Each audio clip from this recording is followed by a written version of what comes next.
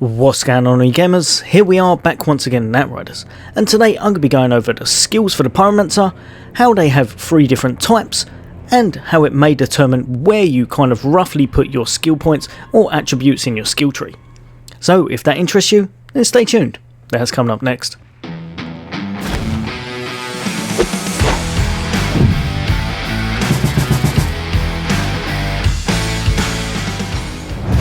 Welcome back all you guys and girls, as always, for all things gaming, for all things Xbox. Why not hit that subscribe and bell icon? I'll bring you all the latest and greatest, and everything that's coming out soon, as well as a lot more Outriders, which I am absolutely loving at the moment. Now, this is my pyromancer. He is very low leveled, but he has got a nice little legendary on him.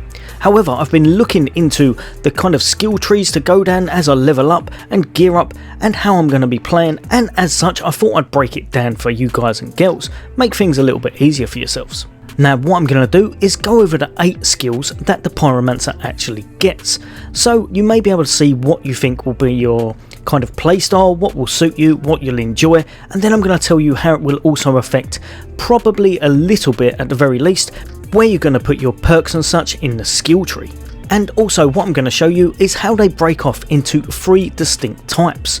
So you'll have the first type, which is Ignite. Secondly, you're going to have Immobilize. Now last, but certainly not least, you're going to have the Explosive type.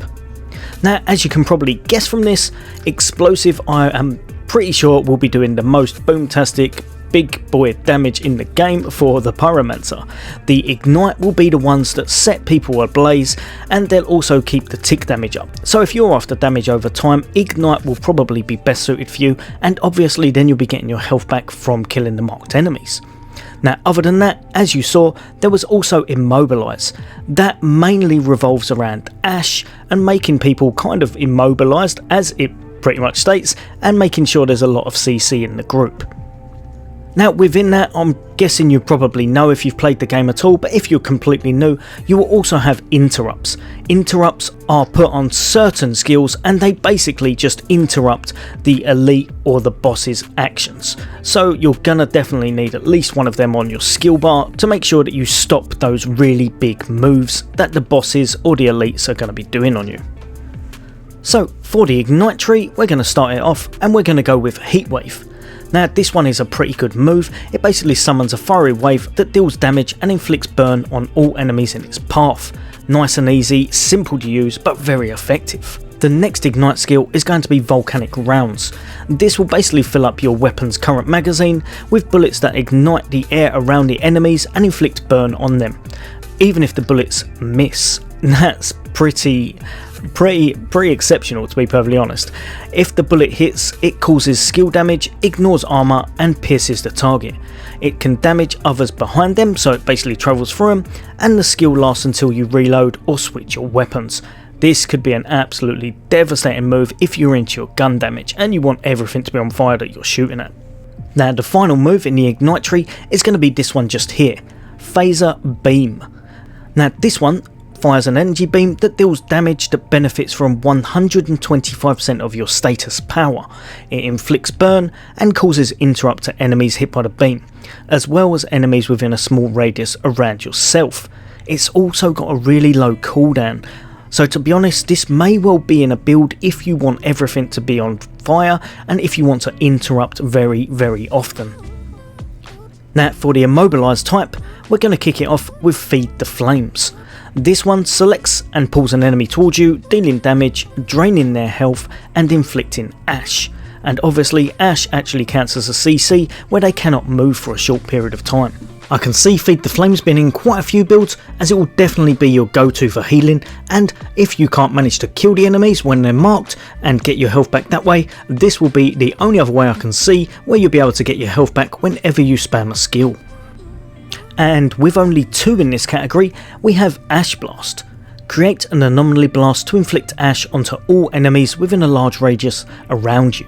So basically, if you're going for that stun effect, you want everything to stop moving, you're going to be using things such as this, the Immobilize tree, and that one has quite a long cooldown. But if you're looking for a CC move for the pyromancer, this one will be second to none. You will be able to make sure that every one of your enemies is completely covered in ash and stood still, and you'll be able to pick them off. An absolutely amazing move, and definitely pyromancer's best crowd control. And finally, my favourite tree, the explosive tree. Now this first one classes as an interrupt as well, and that's overheat. This deals damage to all enemies in a large radius and interrupts their skills. Each enemy afflicted with burn receives large damage instead, and the burn will be consumed. This can work really well. It works really well in explosive builds. I definitely think you may well be putting something like this into a build if you're playing with that explosive playstyle. Next up, we have very possibly my favourite move in the game currently, and that is Thermal Bomb. Again, this is an explosive interrupt skill that has quite a large reach. It reaches around about 35 meters, so it's very mid-range, but it does seem quite far. Select an enemy to burn, interrupt and deal damage to. If they are killed while still afflicted by the skill, the enemy will explode, dealing damage within a large radius. And finally, I feel this one is going to be really strong. Obviously I haven't tried it myself yet, but I feel like this may be one of the better moves in the game, but we'll just have to wait and see. And that is Eruption. Create a volcanic eruption beneath the selected enemy, dealing damage to them and all enemies within a small radius around the target.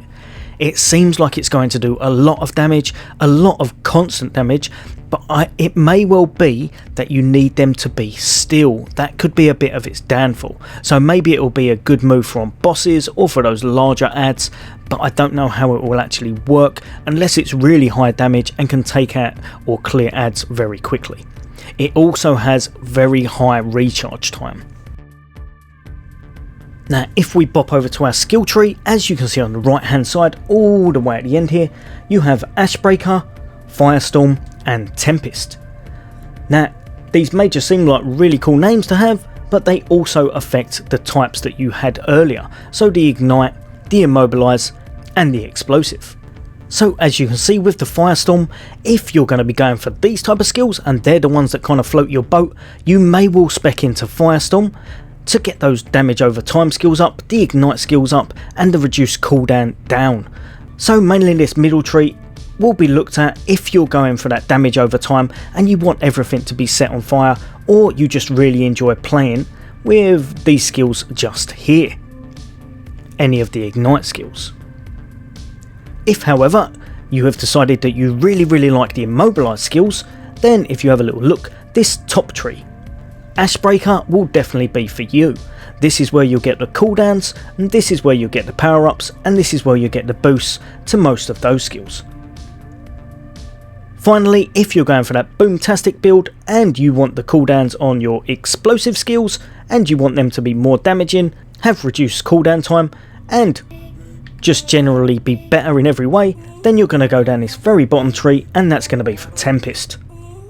Right guys and girls, as always I'm sure I've taken up more than enough of your time, but hopefully that's helped guide you a little bit and you can work out what you'll actually enjoy playing as or what ones you're going to give a little whirl. But there's no real wrong answers, play to the style you like, mix and match, and again remember, you can reset that skill tree at any time by holding that Y button, which is absolutely amazing, and you can test out a lot of different builds. So if you're not enjoying something, you want to mix it up a bit, you want to swap a skill out, you want to move your skill tree around, go for it. Right guys and girls, I hope that's helped some of you. As always, take care, I'll see you on the next day.